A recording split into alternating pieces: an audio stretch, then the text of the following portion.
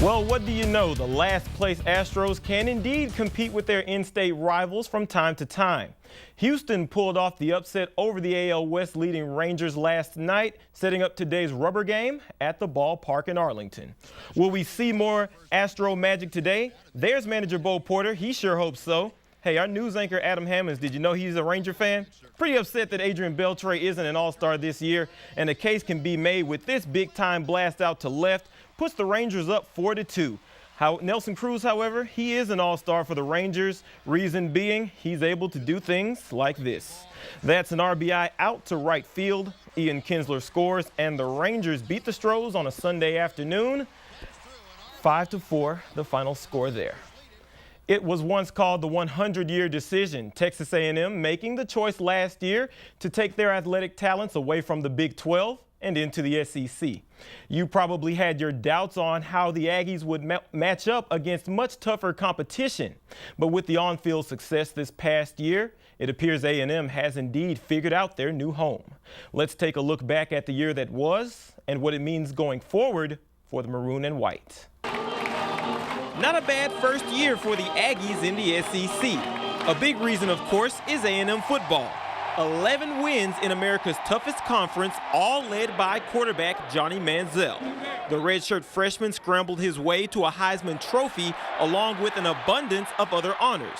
With the Aggies now on the national scene and a new stadium coming soon, expectations will be as big as Texas from here on out. But winning wasn't just limited to the gridiron. Tennis, volleyball, and men's and women's track all had a taste of success.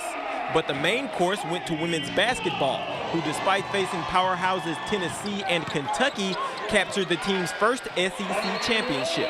Coach Gary Blair and company relied on a lot of freshmen like Courtney Walker and expects them to blossom in the coming years. But A&M's first year was not without its struggles. Aggie baseball hit bumps in the road early, but snuck into the NCAA tournament. Aggie basketball, however, found no such accomplishment this year, as they faced problems dating back to the Big 12.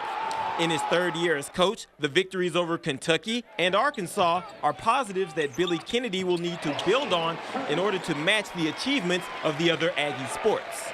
Questions still remain after A&M's early SEC victories. Was it all just beginner's luck? Or do the Aggies really have what it takes to compete long-term? Only time will tell, but for now, it seems like the Maroon and White have planted the seeds for a bright SEC future. Let's head out to Wimbledon now, where it was a picture-perfect day in London for the men's final. Andy Murray hoping to become the first Englishman to win it in 77 years. Standing in his way, though, is Novak Djokovic. Andy Murray, he lost in the final last year, and he did everything today to avoid a repeat. Great play from the beginning. Djokovic said Murray had some incredible shots. You see some right there. And that's how Andy Murray became your 2013 Wimbledon men's champion, the first Englishman to win it since Fred Perry back in 1936.